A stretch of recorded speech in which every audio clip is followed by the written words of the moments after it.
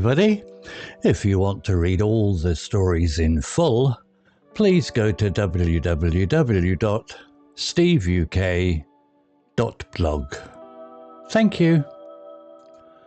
Short story 391, The Whispering Walls of Blackwood Manor. Intermediate. The rain lashed against the windows of the old Land Rover, mirroring the frantic drumming of my heart. Blackwood Manor loomed ahead, a silhouette against the stormy sky, its dark windows like vacant eyes staring out across the desolate moor. I'd inherited the manor from my great-aunt, a woman I'd never met. Everyone in the village of Hollow Creek spoke of Blackwood Manor in hushed whispers, tales of strange occurrences and unexplained deaths. Naturally, I, a budding journalist with a thirst for the unusual, dismissed them as local folklore. But as I pulled up the long, winding drive, a shiver ran down my spine that had nothing to do with the cold. The house was enormous, a gothic monstrosity of crumbling stone and ivy that clung to its walls like skeletal fingers. The front door, a heavy oak affair, groaned open as I pushed, revealing a cavernous hallway shrouded in shadows. The air inside was thick with the smell of damp earth and something else, something indefinable, but unsettling. I switched on my torch, the beam cutting through the gloom. Dust motes danced in the lights, illuminating cobwebs that hung like macabre decorations. The silence was oppressive, broken only by the relentless drumming of the rain and the creaking of the old house settling around me. As I explored, the whispers started. At first, I thought it was my imagination, the wind whistling through broken window panes, but they grew clearer, more distinct. Soft voices just on the edge of hearing, murmuring words I couldn't understand. They seemed to emanate from the walls themselves, as if the very stones were alive. I found the library, its shelves lined with ancient tomes. As I ran my fingers over the leather spines, the whispers intensified. A cold spot settled in the room, and I felt a prickling sensation on the back of my neck, as if I was being watched. I turned, but there was nothing there. Suddenly, a book fell from a high shelf, landing with a loud thud. I jumped, my heart pounding in my chest. I picked up the book. It was a diary, bound in faded leather, the title etched in silver, Eleanor's Confessions. I opened it, my hands trembling. The handwriting was elegant, but the words were filled with a chilling despair. Eleanor, it seemed, was my great-aunt. She wrote of the house, of the whispers, of a darkness that had taken root within its walls. She spoke of a ritual, a sacrifice, meant to appease something. As I read, the whispers grew louder, more insistent. They swirled around me, forming words, sentences. "Leave," they hissed. "Leave now." I ignored them, compelled by the diary. Eleanor wrote of a hidden room, a place of power where the ritual had taken place. She had tried to stop it, but she was too late. The darkness had been unleashed. A sudden gust of wind slammed the library door shut, plunging me into near darkness. My torch flickered and died, leaving me in the oppressive gloom. The whispers were deafening now, a chorus of tormented voices. A cold hand touched my arm, and I gasped, whirling around. There was nothing there, but the whispers were closer now, right beside me, in my ear. "You're next," they breathed. Panic seized me. I stumbled back, knocking over a small table. A silver locket fell to the floor.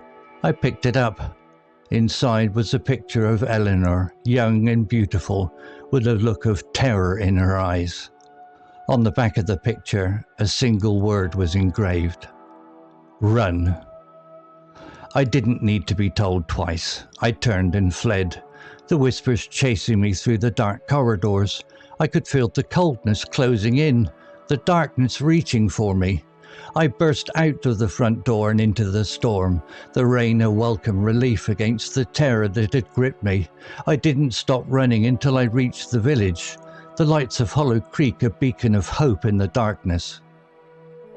I never went back to Blackwood Manor. I sold it, of course, to the first buyer I could find, not caring about the price. I told the estate agent nothing of what I had experienced. Some secrets are best left buried. But sometimes, in the dead of night, I still hear the whispers, and I know, deep down, that the darkness is still there, waiting for its next victim. And sometimes I wonder if it will ever truly let me go. Vocabulary notes. Looms, verb, appears large and threatening. Example: Blackwood Manor loomed ahead, a silhouette against the stormy sky. Meaning: to appear large and imposing, often in a threatening or ominous way. Similar words: appears, emerges, dominates, towers, overshadows. Desolate, adjective, empty and bleak, deserted. Example: staring out across the desolate moor. Meaning: barren, uninhabited, and depressing. Similar words: bleak, barren, deserted, isolated, lonely. Monstrosity, noun, something that is extremely ugly and often large. Example: a Gothic monstrosity of crumbling stone. Meaning: something that is shockingly ugly or badly designed, can also refer to something very large and frightening. Similar words: abomination, eyesore, blight, horror, wreck. Cavernous, adjective, like a large empty cave. Example: revealing a cavernous hallway shrouded in shadows. Meaning: very large and empty, like a cave. Similar words: vast, spacious, immense, hollow, echoing. Oppressive, adjective, weighing heavily on the mind or spirit, difficult to bear. Example: the silence was oppressive. Meaning: burdensome, stifling or depressing. Similar words: heavy, stifling, burdensome, depressing, gloomy. Indefinable, adjective, not able to be easily defined or described. Example: something indefinable but unsettling. Meaning: difficult or impossible to define or understand. Similar words: vague, ambiguous, unclear, elusive, mysterious. Intensified, verb, became stronger or more pronounced. Example: as I ran my fingers over the leather spines, the whispers intensified. Meaning: to make or become greater, stronger, or more acute.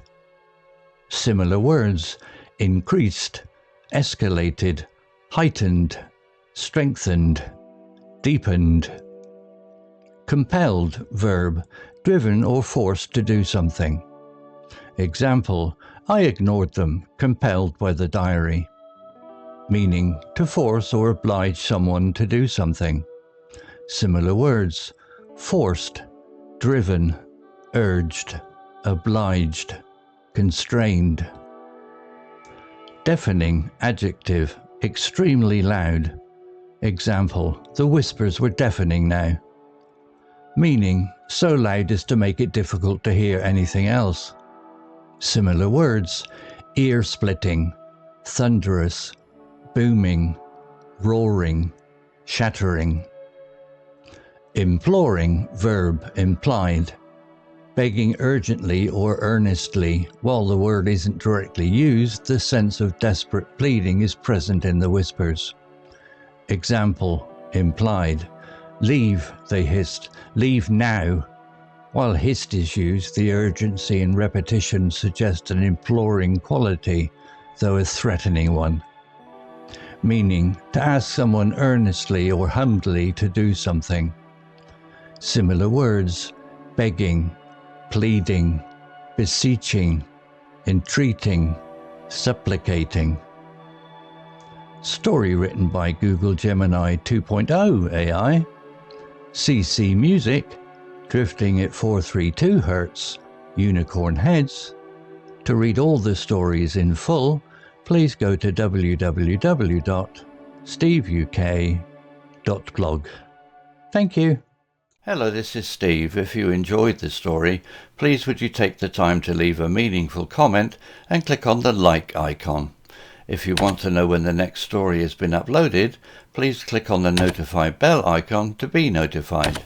If you haven't already, please subscribe to my channel and tell your English learning friends so they can benefit too. Thank you.